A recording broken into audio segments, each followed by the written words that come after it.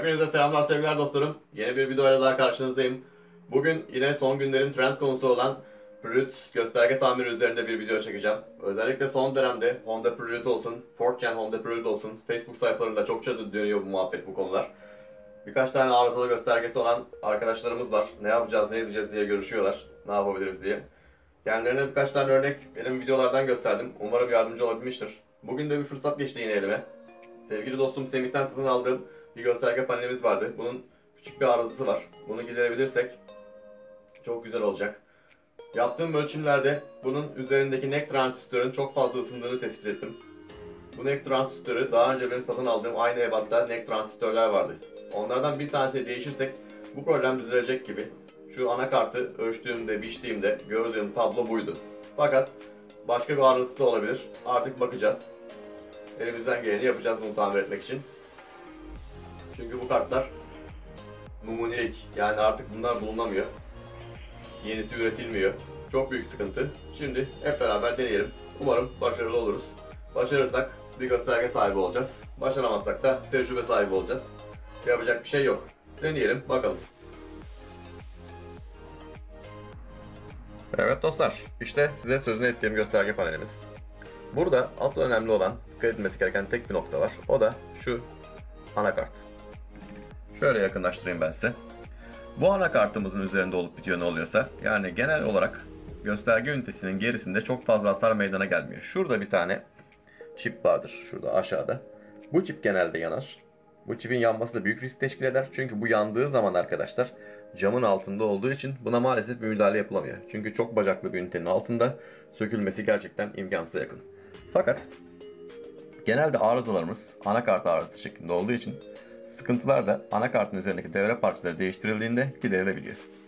Genelde kapasitör arızaları olur. Şu kapasitörden çok problem çıkar. Bir diğeri de şu kapasitördür. Şu iki kapasitör en başta gidenler. Ardından üçüncü kapasitör geliyor. Bunlara uygun mikrofarad ölçülerinde kapasitörler aldığınızda değiştirdiğinizde genelde probleminizin çözülmesi lazım. En büyük bela da şudur. Şu bobini ne yaptıysam Türkiye'de bulamadım. Her yeri araştırdım. Artık üretilmeyen bir parça, yeniden üretilmesi gereken bir şey olduğunu söylediler. Bunun için de uygun elektronik devre ebatlarının boyutlarının ölçümlerinin alınması gerekiyormuş. Ben de bir elektronikçi olmadığım için bunun ebatlarını bilemiyorum. Birçok kişiyle görüştüm. Bunu yapan bir adam da doğru düzgün bulamadım. Bir diğer önemli parçamız bu ünitede olan arıza. Şurada görmüş olduğunuz NEC transistör. Bu transistör zaman içinde aşırı ısınmadan dolayı yanabiliyor dostlar. Yanındaki küçük diyotları görebiliyorsunuz. Bunun diyotu iyi durumda gözüküyor. Eğer tek problemimiz buysa, yaptığım test aşamasında bu transistörün çok fazla ısındığını gördüm. Aşırı ısınma. Yani o kadar ısınıyordu ki el değdiremiyorsunuz. Normal değil bu. Aynı şekilde multimetremle de ölçtüğümde arızalı olduğunu tespit ettim. Bunu değiştirmek için ben daha önce yaptığım araştırmalarda şu şekilde transistörler almıştım. NEC transistörler. Bunlardan yaklaşık 4-5 adet aldım. Bir tanesini diğer ünitem için değiştirmiştim. Şimdi bunlardan bir tanesini, bu transistörlerden birini, şu NEC transistörü, arızalı olan NEC transistörün yerine buraya monte edeceğiz. Yapmamız gereken işlem bu. Fakat o kadar kolay değil. Bu anakartı şurada bacaklarından lehimlerini söküp çıkarmamız lazım dostlar. O da bayağı bir işkencedir. Ama bundan başka çaremiz yok. Şimdi söküm işlemine geçelim. Hep birlikte bu işlemi nasıl yapacağımızı beraberce görelim. Evet dostlar, şu anda testimizi tekrar yapıyorum. Artıyı ve eksiği gösterge ünitemize bağladık. Fakat gördüğünüz gibi ünitede herhangi bir ayet yok. Fakat buradaki NEC transistör giderek ısınmakta. Hatta alev gibi oluyor. Çok fazla ısınıyor. Birazdan el değmeyecek hale gelecek. Bu ısı normal değil. Mutlaka buna giden yollarda ya da kendisinde bir problem var gibime geliyor. Onun için de şu ana devre kartını sökmekten başka çaremiz yok.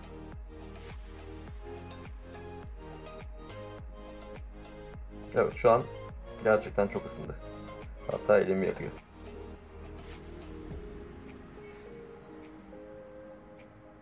Şimdi gücü çıkaralım. Daha sonra şu devre kartını sökerek işe başlayalım.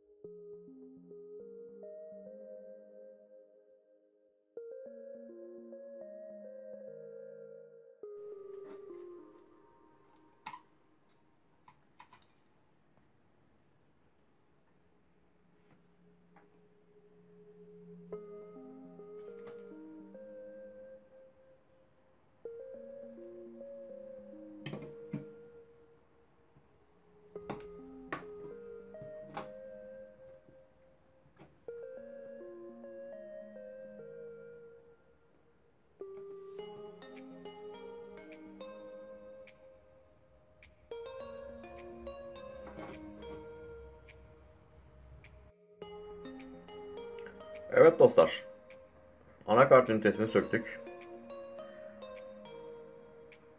İyi haber, kapasitör bölgesinde akma yok. Akma olsa şu yollar simsiyah olurdu ortaya kadar. Kapasitörlerde akma olmamış. Bu durumda şu NEC transistörü şuradaki 3 bacağından ayırıp yeni NEC transistörümüzü buraya monte ederek arıza çözümü için işimize başlayalım. Yani şu parçayı. Şimdi bunu buradan çıkaralım. Bakalım sonuç nasıl olacak.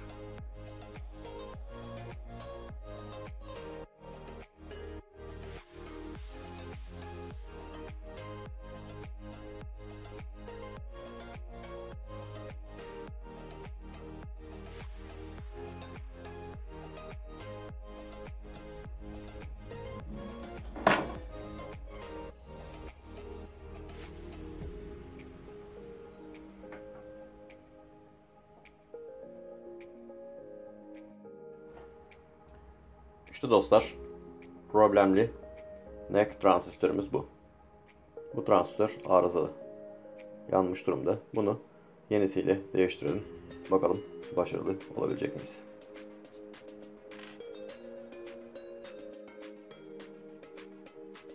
İşte bu da yeni NEC transistörümüz. Bu parçayı şimdi arızalı olanın yerine monte edeceğiz. Umarım başarırız.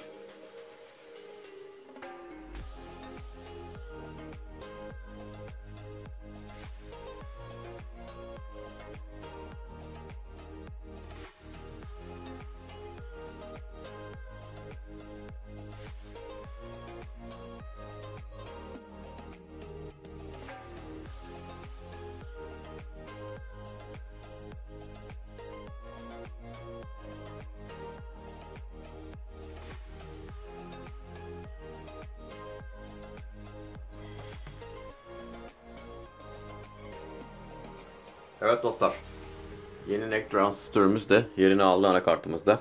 Şu an ana devre güç kartımız hazır. Bunu gösterge ünitemize monte edeceğiz. Bakalım sonucu hep beraber göreceğiz. Umarım başarmışızdır.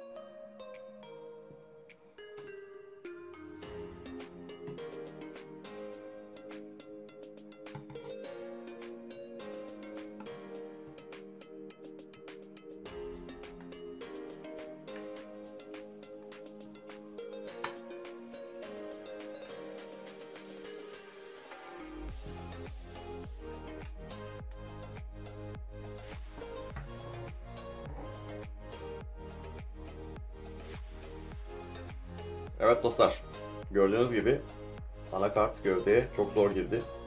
Gerçekten ince bacaklar üzerinden durduğu için bu da bayağı zor bir işlem.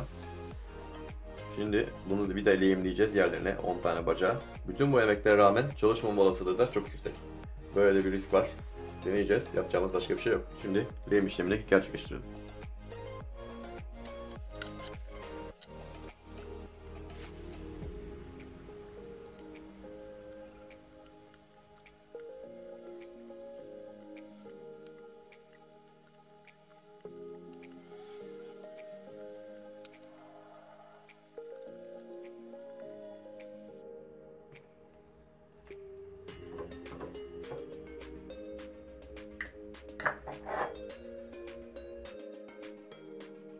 Evet dostlar, gösterge üzerindeki işlemlerimiz bitti.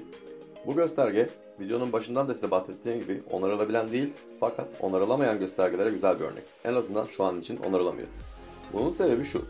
Üzerindeki transistörü değiştirdim. NEC transistör değişti Ama transistör değişmesine rağmen ısı sorunu devam ediyor. Ekranda da bir ısı sorunu var. Fakat bir deneme daha yaptım. Şu üzerindeki kondansatör yerinden oynuyordu. Bunu söküp aldım. Bunu söküp aldığınız zaman ekranda turuncu yatay çizgiler oluşturması lazım güç yetmezliğinden dolayı. Fakat bunda herhangi böyle bir sorun yok. Ama ilginç olan bir şey var. Küçük bir voltaj sesi gibi bir ses geliyor. Elektriğe bağladığınız zaman bu ses geliyor. Elektrikten çektiğinizde de bu ses geliyor. Ve ısı var. Yani burada güç var. Güç geliyor. Bunda farklı bir problem var. Farklı bir sorun var. Bu da bize güzel bir örnek oldu. Bunu da yedek olarak ileride değerlendirebiliriz gibime geliyor. Şimdi enerjiyi vereyim. Size o sesi de dinleteyim. Şu anda ünitede enerji var. Transistör ısınmaya başladı hafiften. Enerji gelmekte. Bu gelen enerji ekranda yatay turuncu çizgiler çıkarması lazım. Buradaki kapasitör olmadığı için. Fakat bu ünitemizde herhangi bir bu şekilde bir uygulama yok. Ekran ısınıyor, transistör ısınıyor ama herhangi bir uygulama bu şekilde yok. Şu anda hala ısı devam etmekte. Yani elden dokunulmayacak kadar sıcak. Ama ekranda herhangi bir renklenme, ışık, yatay çizgi yok. Problem bu. Şimdi fişi çekeyim. Bakın o ince ses duyabilecek misiniz? Güç kesilmesi gibi bir ses.